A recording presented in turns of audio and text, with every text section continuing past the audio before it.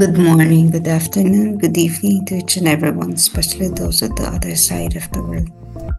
There is no time and space between us, there is only this present moment, and we are one.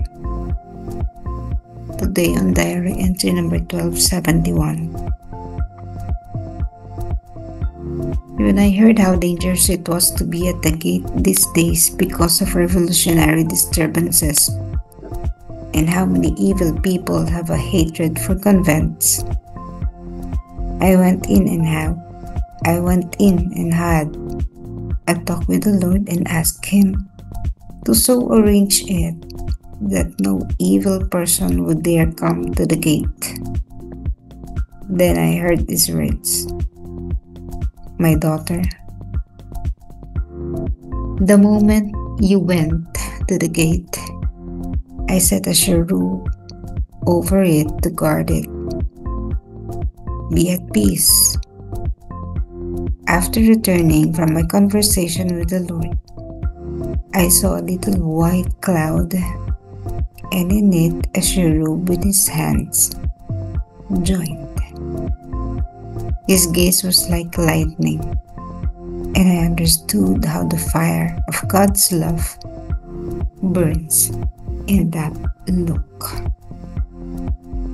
Nang marinig ko kung gaano kapanganib ang magpunta sa tarangkahan sa mga araw na ito, sa mga panahong ito dahil sa mga revolusyonaryong kaguluhan, at kung gaano karaming masasamang tao ang may galit sa mga kumbento, pumasok ako at nakipag-usap sa Panginoon at hiniling sa Kanya na ayusin ito upang walang masamang tao ang maglakas loob na magtungo sa tarangkahan.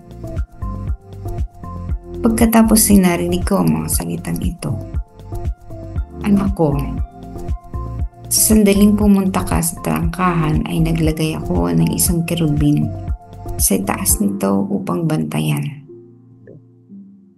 Maging payapa." Pagkatapos bumalik mula sa pakikipag-usap ko sa Panginoon, nakita ko ang isang maliit na puting ulap at sa loob nito may isang kerubin na nagkataob ang mga kamay. Ang kanyang tingin ay parang kidlat, at naunawaan ko kung paano nag-aalab ang apoy ng pag-ibig ng Diyos sa tingin na iyon. This was an entry taking into consideration the time when Poland was still under revolutionary spark. May mga pag-aaklas ng mga panahong yun. Paano nito ng digmaan? Local. Subalit, alam natin si history na itong panahon na sinakop sila ng 1937, sinakop sila ng Russians. At alam natin na noong mga panahon na yun, persecuted ang mga religious organizations, religious convents, such that yung mga pari noon kailangan magtago. Hindi nakalantad, no? Dahil papatayin sila, no? Huhulihin sila, pahirapan sila. Pero surprisingly, yung convent, kasi maraming mga convent ang apektuhan nun eh. Pero itong kumbentong ito, ipinanalangin ni Faustina na protektahan, lagyan ng bantay.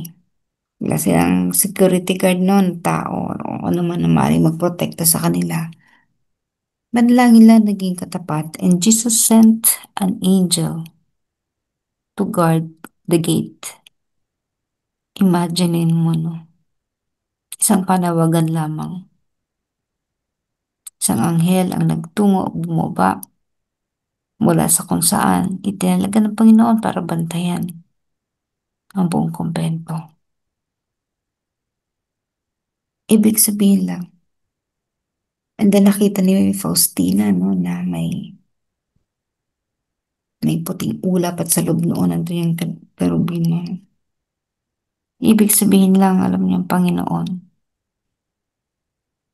kung hindi man natin maiwasan ang mga anumang pangyayari, maaari ka pa rin maprotektahan. That is why it's important for each and everyone to really repent, be converted. Mahalaga na tayo nagbabalik loob sapagkat hindi na talaga natin maiwasan ang sakunason ng mga panahong yun, digmaan. Pero sa mga panahon ngayon, ano ba? No, hindi naman digmaan sa ngayon ang napipinto sa atin.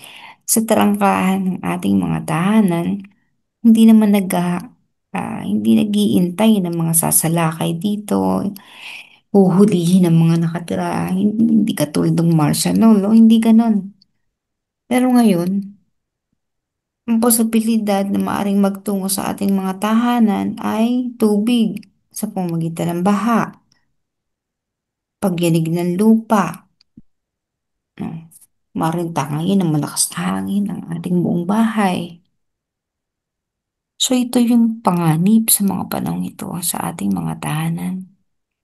Magpasalamat tayo na hindi tayo apektado pa direkta, no, ng mga digmaan. Walang buhay na nakasalalay sa atin.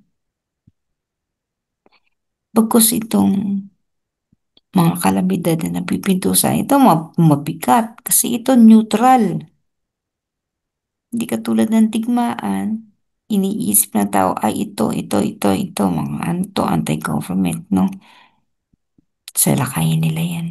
But this time, nature is neutral.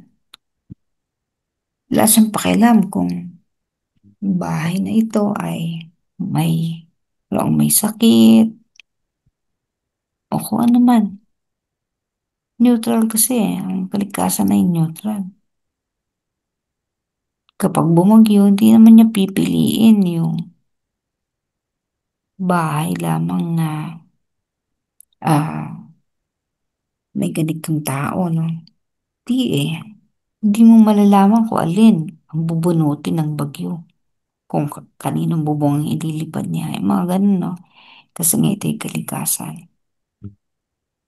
Pero kung hindi man natin ito maiwasan, kung tayo ay malakas ang pananalig sa Panginoon, sa gitna ng mga unos na ito, tayo ay padadalhan din ng Panginoon ng kerubin na siyang magbabantay sa ating mga tahanan.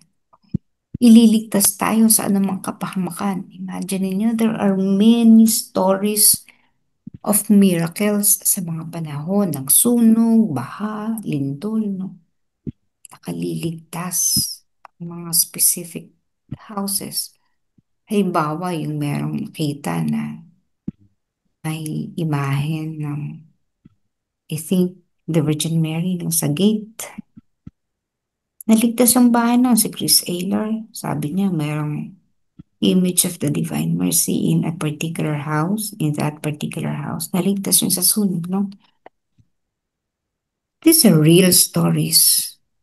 Di natin nakikita ang nagbabantay sa tarangkahan, pero meron. Sapagkat mapapansin mo na inililigtas nila yung mga nakatira sa tahanan yun. Strange, but real. Paganap, hindi man natin makita kung paano ginagawa ito ng Panginoon para tayo protektahan. Still, pinapakita niya ang kanyang presensya. Kung kaya, we never have to worry about things. Nung lumindol ng Cebu, may nag-circulate na post na susunog na yung the big one. Imagine ninyo. Noon pa sinasabi ang big one na yan. May mga individual earthquakes katulad ka na nangyari sa Cebu, no? Sa Afghanistan, mga naganap. Pero mapapansin mo, may mga naliligtas. Kumbaga, hindi kalooban ng Diyos na maapektuhan ng mga tahanang ito o mga buhay ng mga taong ito. And people who would keep on praying, Yun na lang ang pwede nilang gawin at that moment. Magdasal, manalangin, manalig sa Panginoon na ililigtas. Wala ka nang maaaring asahan. Maliban na lamang sa Panginoon na punong-puno ng awa,